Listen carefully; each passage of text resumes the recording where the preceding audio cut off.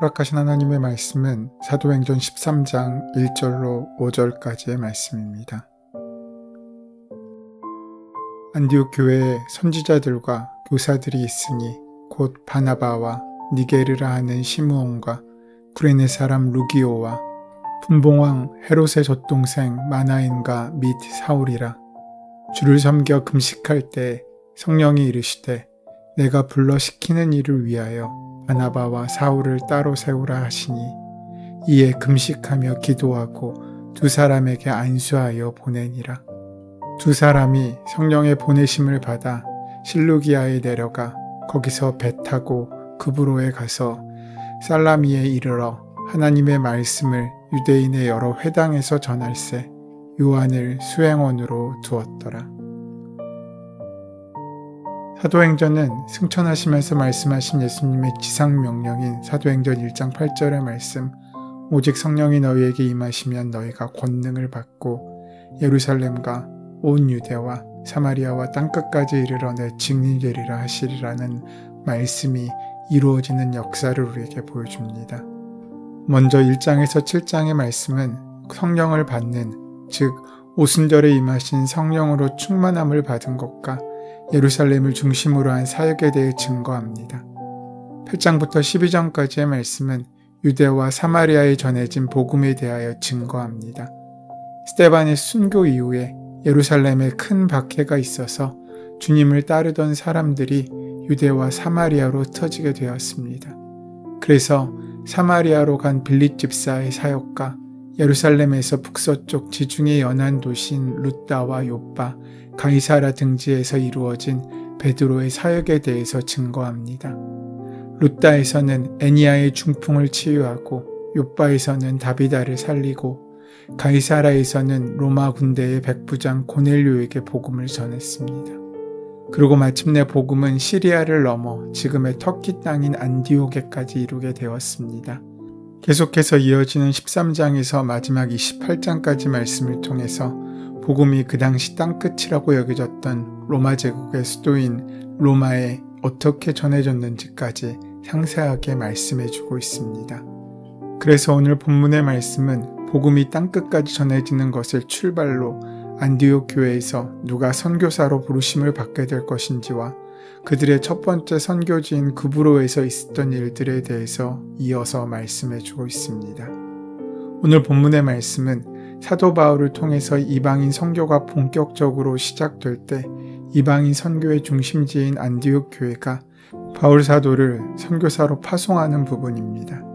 사도 바울과 바나바가 이방인 선교를 위해서 선교사로 파송받는 장면이 오늘 본문의 말씀인데, 본문의 말씀은 성령께서 구체적이고 분명하게 말씀하고 있으심을 우리에게 보여줍니다. 안디옥 교회가 성령의 실제적인 인도하심을 받고 있는 장면의 기록입니다. 2절 말씀을 보시면 주를 섬겨 금식할 때 성령이 이르시되 내가 불러 시키는 일을 위하여 바나바와 사울을 따로 세우라 하시니 라고 되어 있습니다. 오늘 이 본문의 말씀을 우리는 어떻게 받아들일 수 있습니까? 안디옥 교회 지도자들이 성령께서 하시는 말씀을 다 같이 들은 것입니다. 한 사람만 들은 것이 아닙니다. 교회 지도자들이 다 성령님께서 그들에게 하신 말씀을 들었습니다. 바나바와 바울을 따로 세워서 그들을 선교사로 파송하라, 그런 지시를 받았다는 것입니다. 안디옥 교회는 사람들이 회의에서 어떤 일을 결정하는 교회가 아니라 성령께서 구체적으로 지시하시는 교회였고 그 구체적인 말씀에 순종하던 교회였습니다.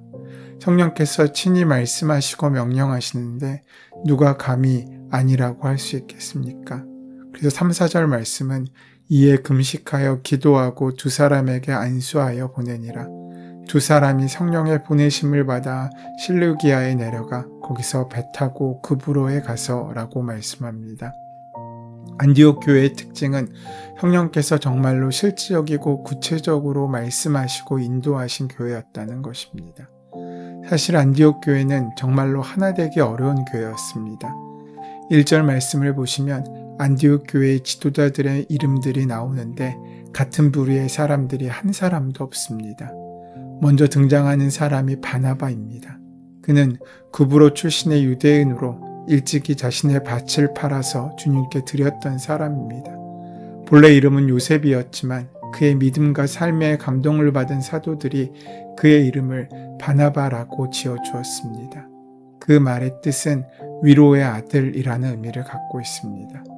그것은 그가 그만큼 사람들을 위로하고 격려하는 삶을 살았음을 증거하고 의미합니다. 그의 이름이 가장 먼저 나오는 것으로 보아서 5 지도자들 중에서 가장 먼저 리더의 역할을 했던 것으로 여겨집니다. 두 번째로 니게르라 하는 시므온의 이름이 등장합니다. 본문은 시므온의 나이나 신분, 가족 등에 대해서 아무것도 말하지 않습니다. 하지만 그의 이름을 통하여 그가 어떤 사람인지 우리는 유추해 볼 수 있습니다. 그의 이름은 니게르입니다. 이 단어의 뜻은 검다라는 의미입니다. 여기에서 흑인을 뜻하는 영어 니그로라는 말이 파생되었습니다. 즉, 시므온은 흑인이었던 것 같습니다. 그가 흑인이었다면 그는 이방인임이 틀림없습니다. 당시는 인종차별의 시대였습니다. 그럼에도 안디옥 교회에는 이방 흑인이 있었습니다. 그저 단순한 교회의 멤버가 아니라 교회의 지도자로서 말입니다. 그리고 세 번째 등장하는 이름은 구레네 사람 루기오입니다. 구레네란 아프리카 북쪽 지중해 연안, 지금의 리비아의 그리스 사람이 세운 도시입니다. 루기오가 그 도시 출신인 것 외에는 아무것도 알려진 바가 없습니다.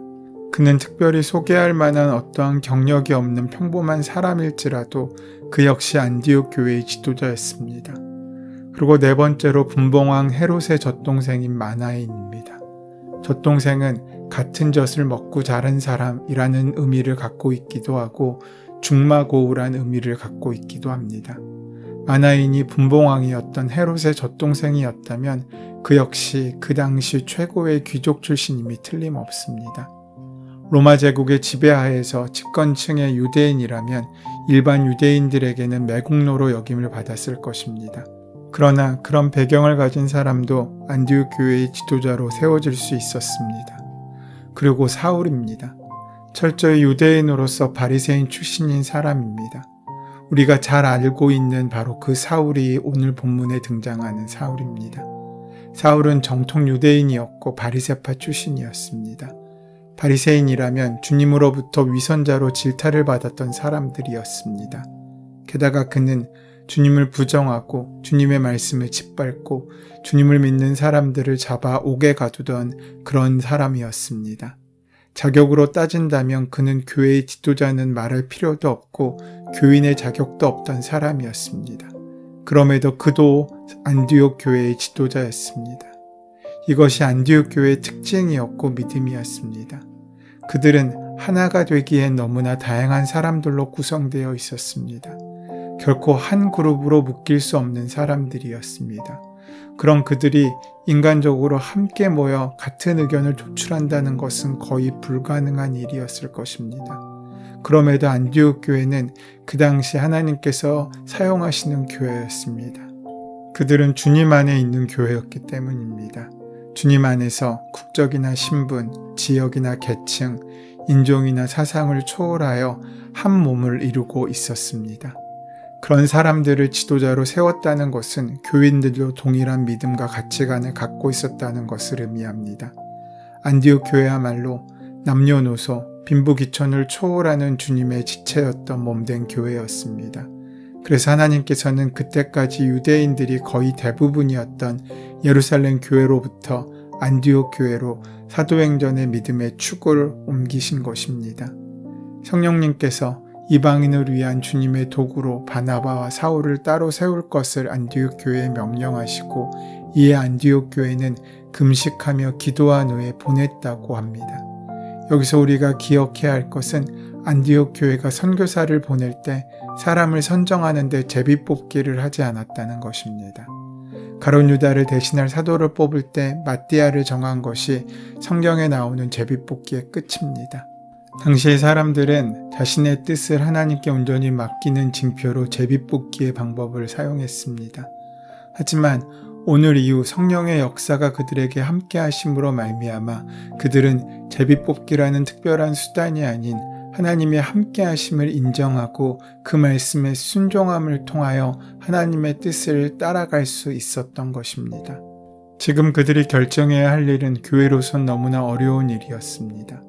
안디옥 교회가 선교사로 파송할 사람을 세울 때 금식하며 기도했다는 것은 그 일이 그만큼 쉽지 않았다는 것을 의미합니다. 자신의 교회에서 가장 실력 있고 영향력 있던 바나바와 바울을 순회 선교사로 아낌없이 내어놓는 일입니다.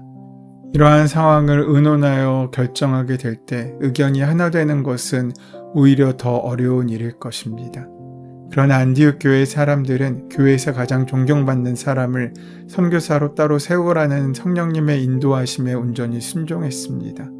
그렇게 오늘 본문 13장 4절부터 14장 마지막까지 약 2년간의 기간 동안 바나바와 바울의 1차 전도 여행이 시작됩니다.